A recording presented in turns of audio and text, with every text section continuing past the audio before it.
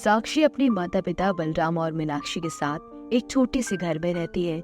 साक्षी बलराम और मीनाक्षी की एक लौती संतान थी। जवानी की उम्र होने के बाद भी बलराम और मीनाक्षी साक्षी की शादी नहीं करवा रहे थे। अब इसके पीछे क्या वजह थी, यह हम जानेंगे इस कहानी में। एक दिन सवेरे, माँ, आप लोग मुझे पढ़ाई नहीं करने दे रहे, कहीं बाहर नहीं जाने दे रहे, ना ही मेरी शादी करवा रहे हो, ऐसा क्यों माँ? बात तो सही है। आखिर कब तक हम साक्षी को ऐसे ही घर में बिठा कर रख सकते हैं? अब तो वो जवान हो चुकी है, पर उसे बाहर भी तो नहीं भेज सकते ना। अगर वो अनहोनी हो गई तो क्या करूँ अब? अच्छा ठीक है, तू चिंता मत कर, मैं तुझे आज बाहर ले जाऊंगी और हम दोनों माँ बेटी पूरा गाँव घूमेंगे। नहीं माँ, मैं अकेली बाहर जाऊंगी, मुझे आपके साथ नहीं जाना है। इतना कहकर साक्षी अपने घर के आंगन में जाकर बैठ जाती है। आखिर क्या है साक्षी का राज? क्यों उसके माता पिता उसे घर से बाहर नहीं जाने देते? थोड़े समय बाद साक्षी के पड़ोस में रहने वाली लड़की पायल साक्षी को देखकर उसके पास आती है। अरे साक्षी, तू यहाँ आंगन में क्यों बैठी हुई है? जा अंदर जा घर में, वरना तेरी माँ फिर से तुझ पर चिल्लाएगी। देख पायल, मेरा मजाक न उड़ा, वरना बहुत पिटेगी तू आज।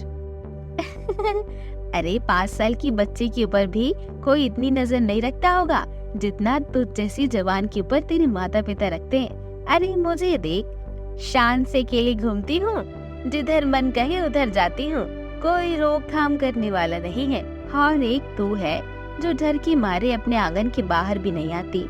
डरपोक साक्षी। इतना कहकर पायल वहाँ से चली जाती है। पायल की बातें सुनकर साक्षी उदास हो जाती है।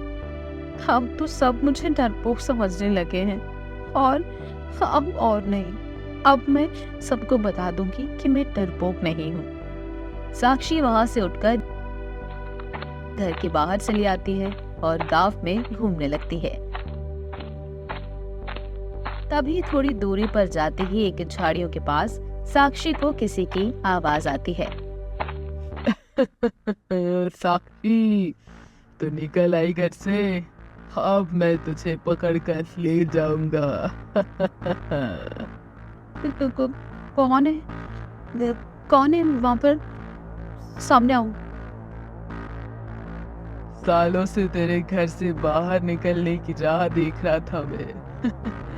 अब जाकर तू हाथ आई है। तो कौन है? सामने आओ, कौन है वहाँ पीछे? साक्षी को कोई दिखाई नहीं देता। तभी मीनाक्षी दौड़ती हुई साक्षी के पास आती है। साक्षी, तू यहाँ क्या कर रही है? मैंने तुझे मना किया था ना कि घर से बाहर निकलने के लिए, तो क्यों आई फिर ये बाहर? चल चल जल्दी मेरे साथ घर चल। माँ, मुझे रास्ते में कोई अजीब सी आवाज आ रही थी। कोई मेरा नाम लेकर जोर जोर से हंस रहा था। मैंने आसपास देखा तो मुझे कोई दिखाई नहीं दिया। क्या इसका मतलब उसने तुम्हें देख लिया? उसने? किसने माँ? क्या बात है माँ? आप लोग मुझे घर से बाहर क्यों नहीं जाने दे रहे? क्या छुपा रहे हो आप लोग मुझसे माँ?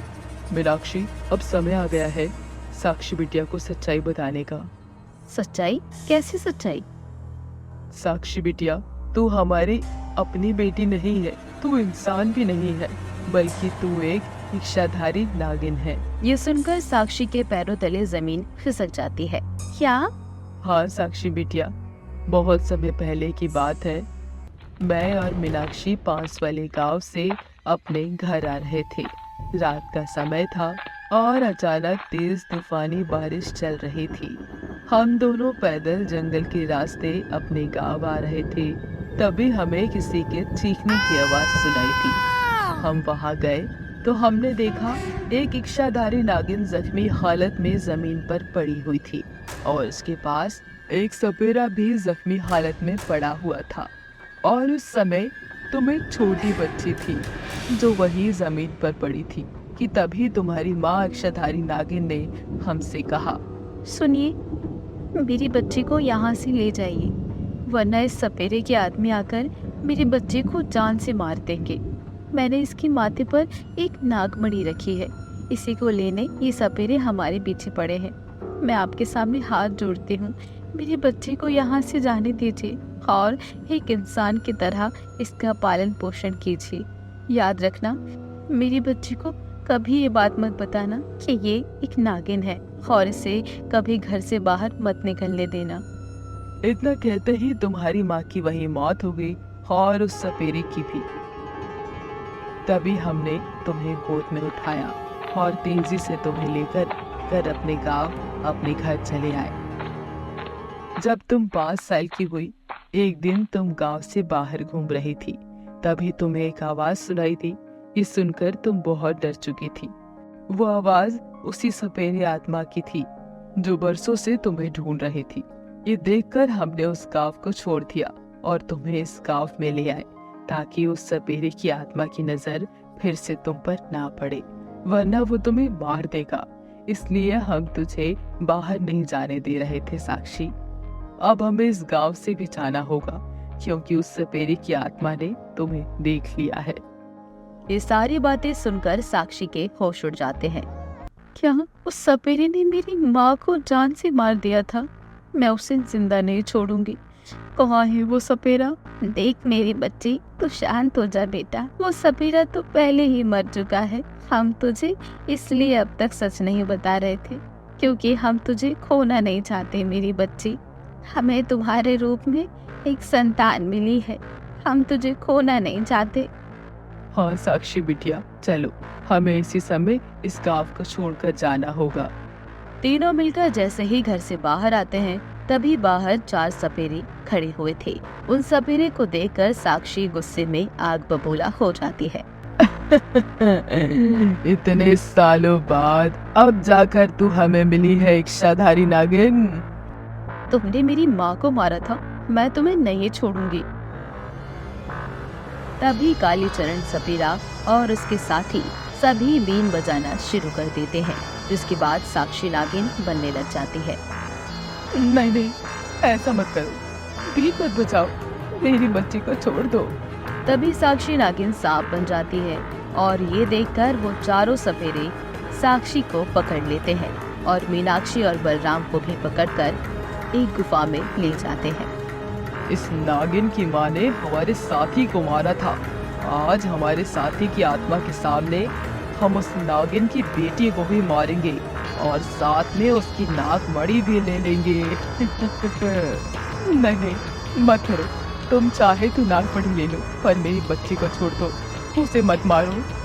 सपेरा जैसे ही साक्षी के करीब जाता है, तभी साक्षी इंसानी अवतार में आ जाती है और एक नागिन के रूप में आ जाती है। तभी एक सपेरा बलराम को चाकू से मार देता है, जिसके बाद बलराम की वही मौत हो जाती है और वो चारों सपेरों को डस लेती है। पिताजी, ये क्या किया तुमने? मेरे पिता को जान से मार दिया। तभी साक्षी नागिन की माँ की आत्मा वहाँ आती है। मेरी बच्ची, आज तू अपने असली अवतार में आ गई। माँ, मुझे इस नागिन के अवतार में नहीं रहना है। मुझे एक इंसान बनकर अपनी माँ मीनाक्षी की सेवा करना है। मैं अपने पिता को तो खो चुकी हूँ, अब अपनी माँ को नहीं खोना चाहती। ये सुनकर नागिन माँ की आत्मा अपनी शक्ति से साक्षी नागिन को हमेशा के लिए एक इंसानी अवतार दे देती है, जिसके बाद साक्षी कभी नागिन नहीं बन सकती। उसके बाद साक्षी अपनी माँ मीनाक्षी को लेकर अपने घर आ जाती है और मीनाक्षी के साथ एक हंसता खेलता जीवन बसर करने लगती है। इस तरह की और भी मनोरंजक कहानियाँ देखने के लिए हमारे चैनल को सब्सक्राइब करें और बेल आइकन दबाना ना भूलें।